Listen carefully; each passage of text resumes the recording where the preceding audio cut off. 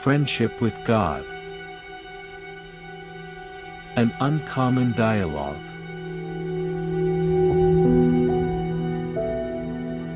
Ten.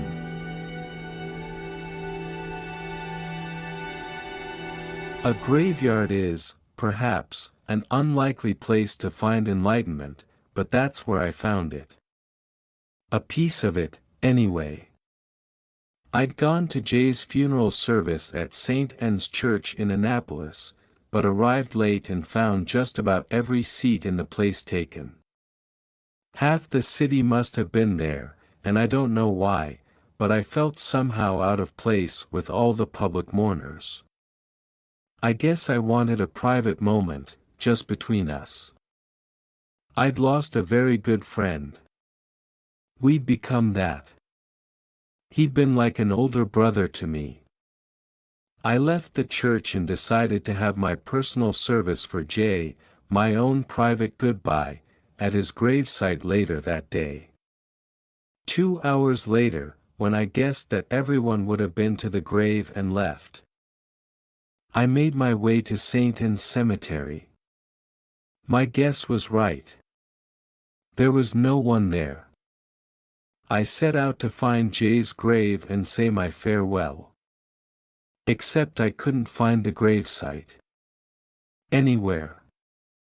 I looked at row after row of headstones, but no Elmer, J. Jackson, Jr. I doubled back and looked again. Nothing. I was becoming frustrated. Maybe I should have stuck with the funeral party after all. Had I gotten the wrong cemetery? Was I just not looking in the right place? I really wanted to say goodbye to Jay. I really wanted this moment. And now it was starting to drizzle. The wind had come up, and it looked like a storm was brewing. "Come on, Jay," I shouted inside my head, "where are you?" You know how. When you're at a traffic light and you want it to change and it isn't changing, you shout, "Come on, change, darn it," inside your head. That's what I was doing here. You don't really expect the light to change, right then, right there, in that instant. And you don't really expect to get an answer in a cemetery. In fact, you'd rather not. Well, I did. And it scared the wits out of me. "Over here." That's all he said. But it was his voice, Jay's, as crisp and as clear as a bell. It came from directly behind me, and I whipped around so fast I almost left my shoes. There was no one. Nothing. I could have sworn I'd heard Jay. Then I heard him again. "Over here." This time it came from further away, in the direction I was now facing, but up, over a small knoll.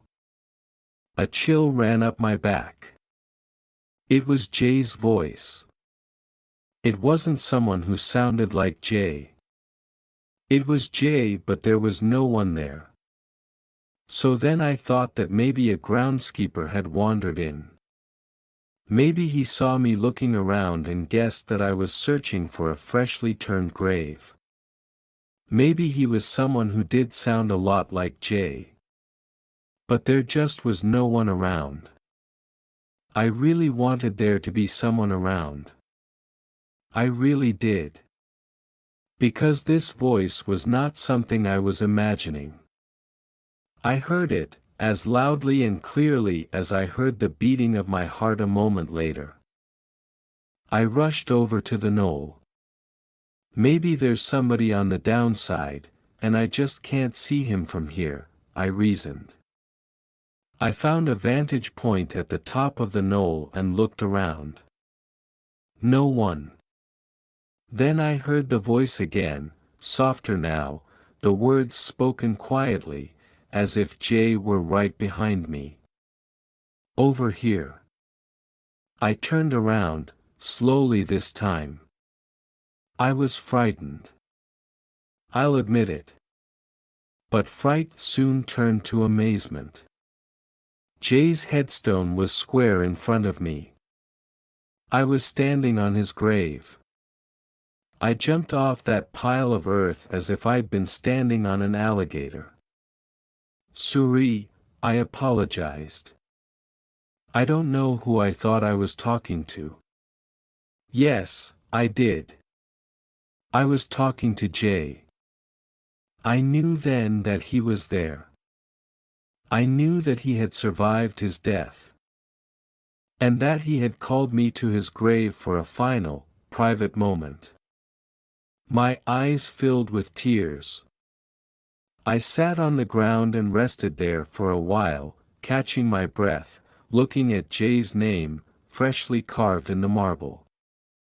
I waited for him to say something else. He didn't. Well, I said, after a while, what's it like being dead? I was trying to lighten the moment. Instead, I saw lightning in the distance. The storm was getting closer. Listen, Jay, I said in my head, I want to thank you for all you did for me, and for all that you were, for everyone. You've been such an inspiration to so many people. You've touched so many lives in such a kind and caring way. I just wanted to say thank you. I'm going to miss you, Jay. I began to quietly sob.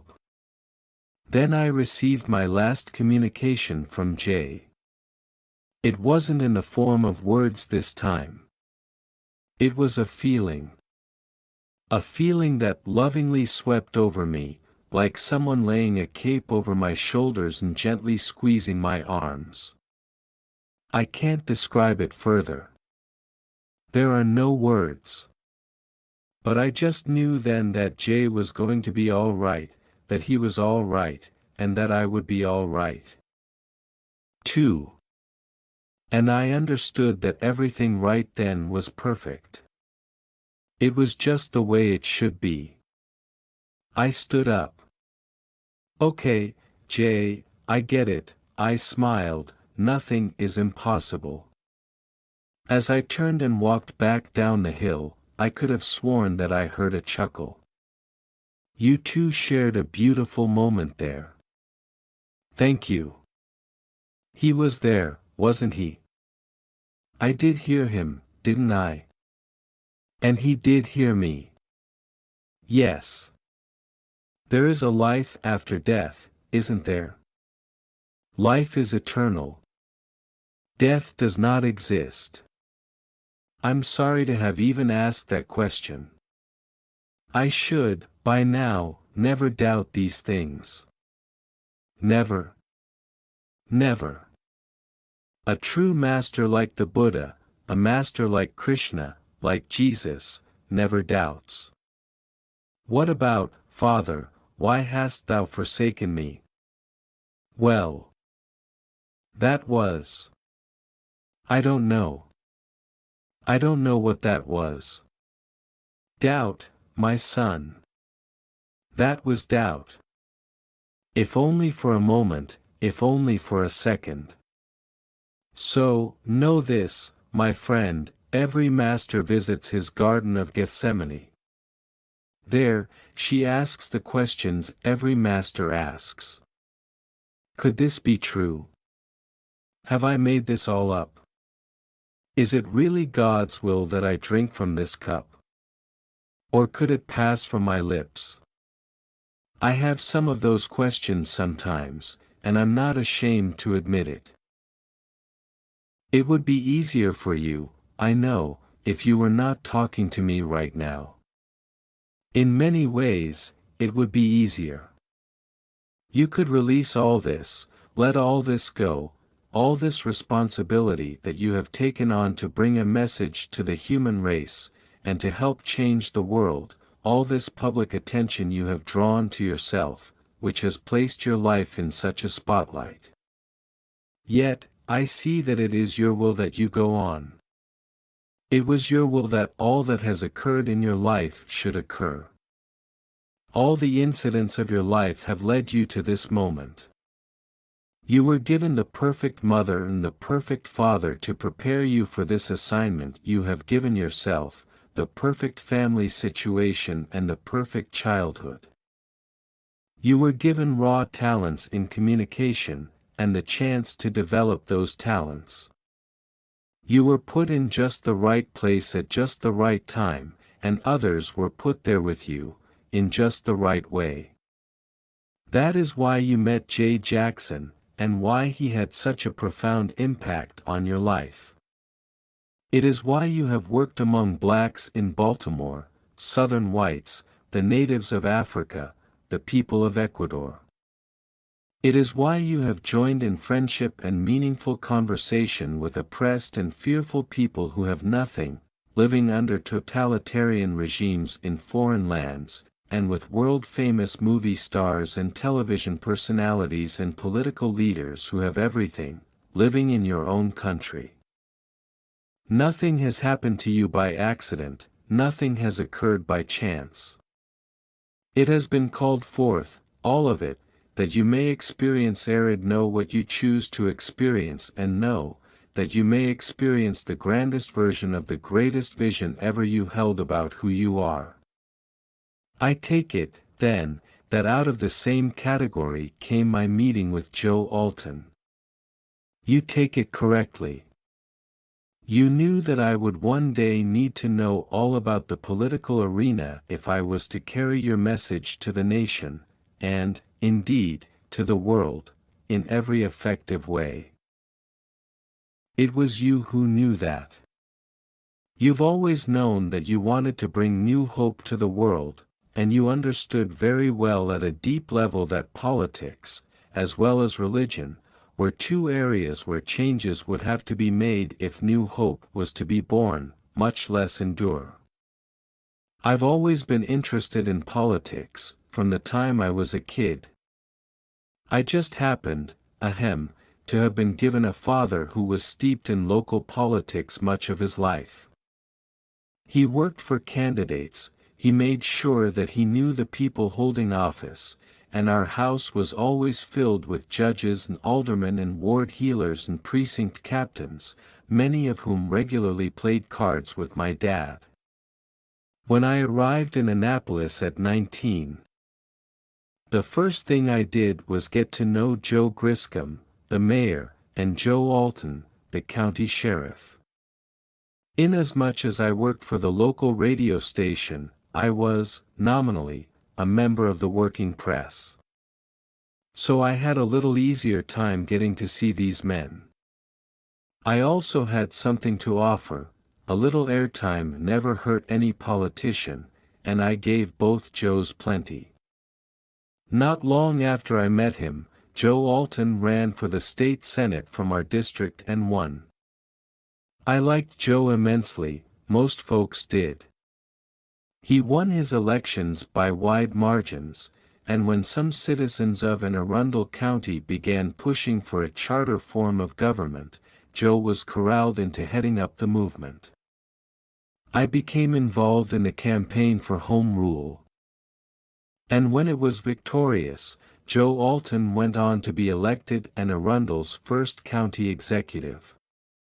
Several years later, when I found myself back in Annapolis at the Anne Arundel Times, Joe Alton called one day. He liked the way I'd been covering county government, and now he was running for another term as county executive and needed a press aide. But his call didn't come to me. It went to Jay. I guess he didn't want to offend the owners of the local weekly and figured he'd better ask before he offered me a job. Jay walked into my office one afternoon about 3 or 4 months before he died, and said, "Your friend Joe wants you to come to work on his campaign." My heart jumped. I was always being given these incredible opportunities. They were always dropping in my lap. Jay saw my excitement. "I guess you're going, eh?" I didn't want to disappoint him.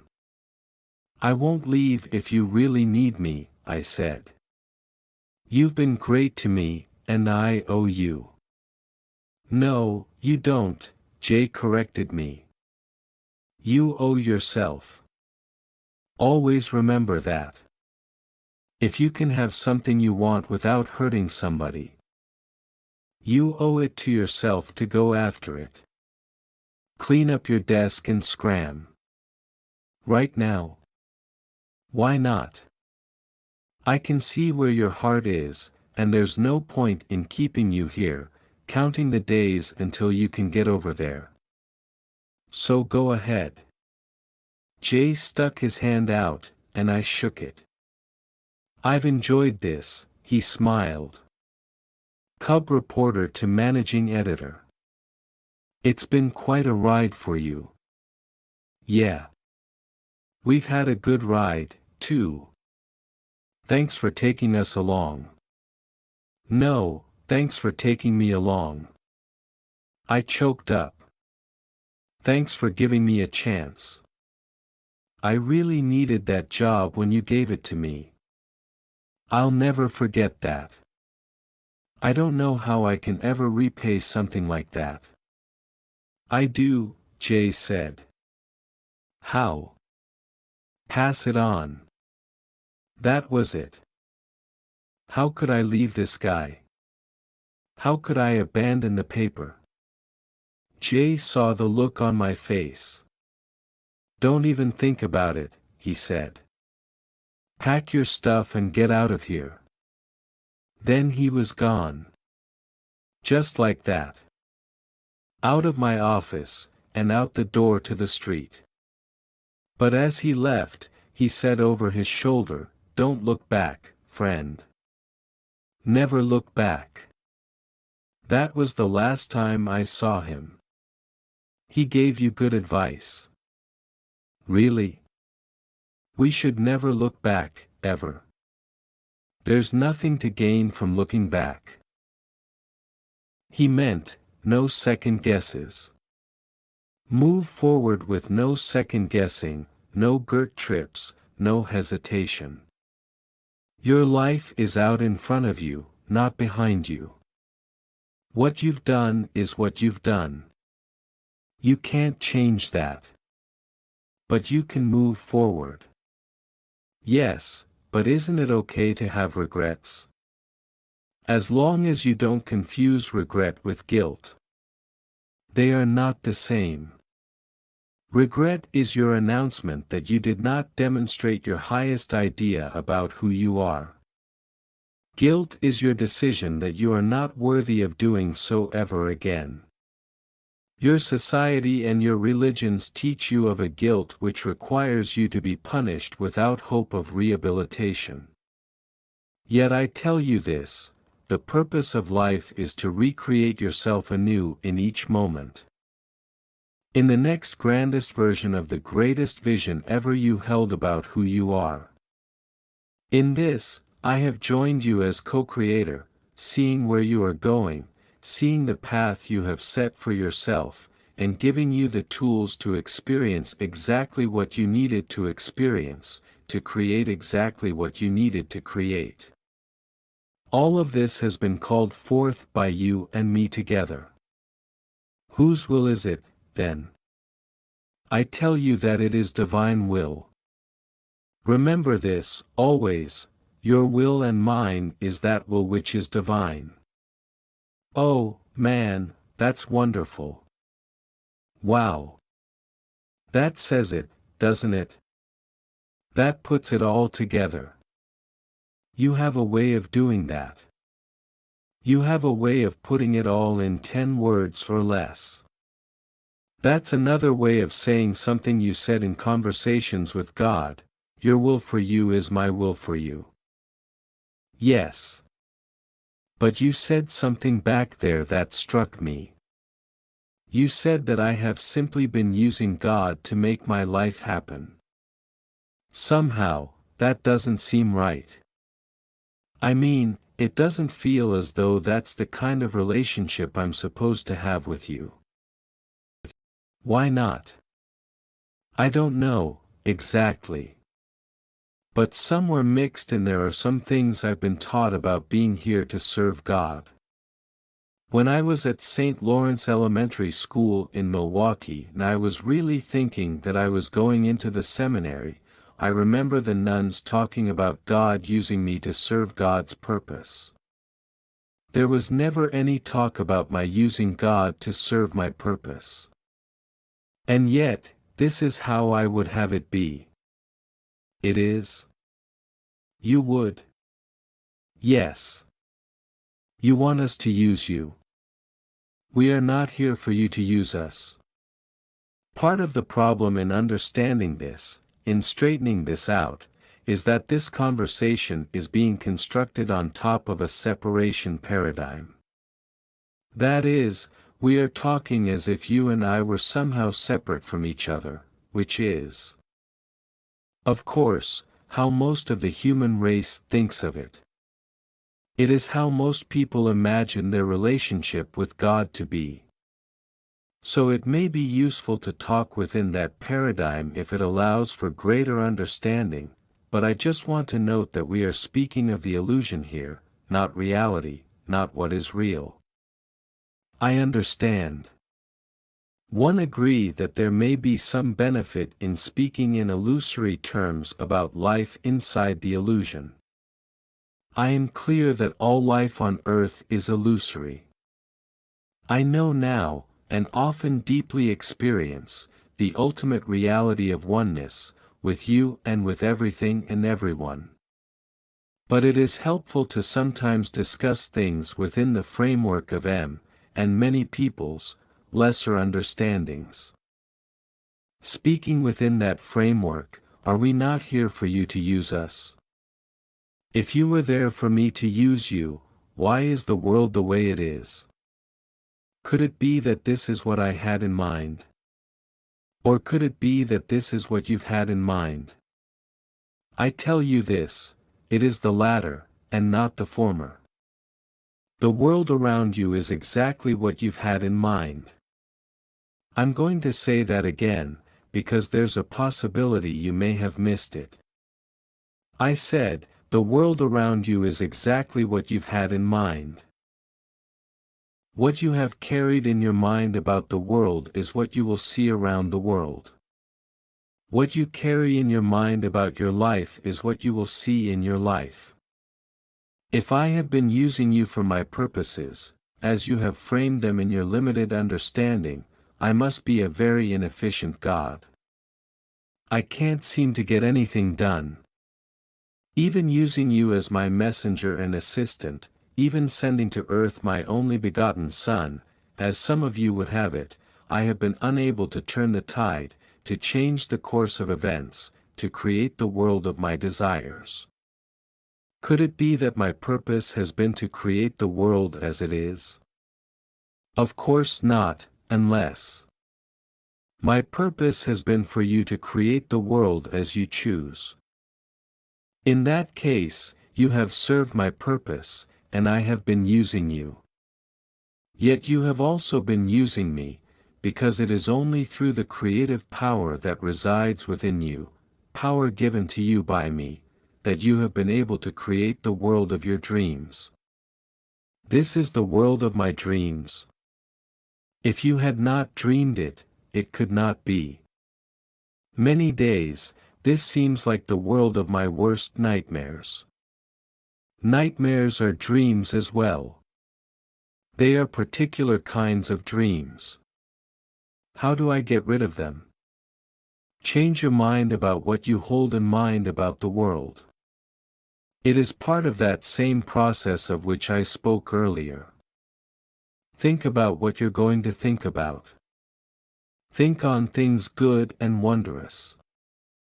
Think of moments of splendor, visions of glory, expressions of love. Seek ye first the kingdom of heaven, and all else will be added unto you. Exactly. And use God, in the process. God is the process. The process is what I am. It is the process you call life. You cannot not use me. You can only not know that you are. Yet if you use me consciously, if you use me with awareness and with intention, all things will change. This is step 5 in creating a friendship with God. Use God. Please tell me how to do that. It still seems so strange to think of it in those terms. I need you to help me understand what it means to use God. It means to use all the tools and gifts I have given you. The gift of creative energy, which allows you to form your reality and create your experience with your thoughts, words, and deeds. The gift of gentle wisdom, which allows you to know the truth in times when it may be good to judge not by appearances. And the gift of pure love, which allows you to bless others and accept them without condition, granting them the freedom to make their own choices and to live them, and giving your divine self the freedom to do the same, each of you recreating yourself anew in the next grandest version of the greatest vision ever you held about who you are. I tell you, there is a divine force in the universe, and it is made up of these: creative energy, gentle wisdom, pure love. When you use God, you are simply using this divine force. May the force be with you. Precisely. Do you think George Lucas came up with that by accident? Do you imagine that idea came out of thin air? I tell you, I inspired George to come up with those words, and the ideas behind them, just as I am inspiring you now to come up with the words and ideas here. So go now, and do that which you have given yourself to do. Change the world by force. And use me all the time, every day. In your darkest hour and your shining one, in your moment of fear and in your moment of courage. In your ups and your downs, your highs and your lows. I tell you, you will have all of these. And have had them. For everything there is a season, and a time for every purpose under heaven. A time to be born, and a time to die. A time to plant, and a time to harvest that which has been planted.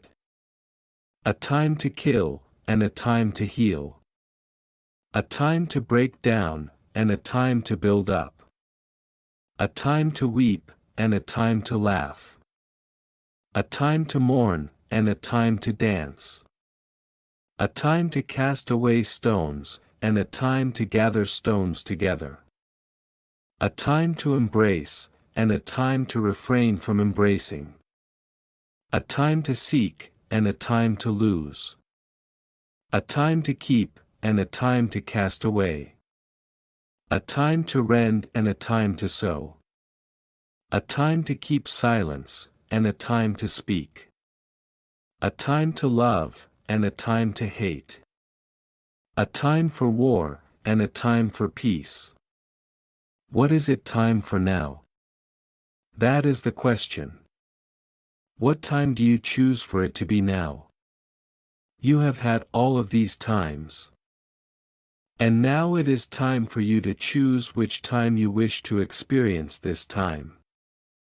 For all that has ever happened, is happening now, and ever will happen, is happening right now. This is the eternal moment, the time of your new deciding. The world awaits you, and your decision. It will put into place what you place into being. You will place into being what you are being. This is how it works. This is how it is. And now is the time of your awakening to this truth. Go forth and spread this message to all the world, the time of your deliverance is at hand. For you have prayed to me, deliver us from evil, and I am doing so again, with the message found here. I am holding out, again. The hand of friendship. A friendship with God. I am here for you, always. Always.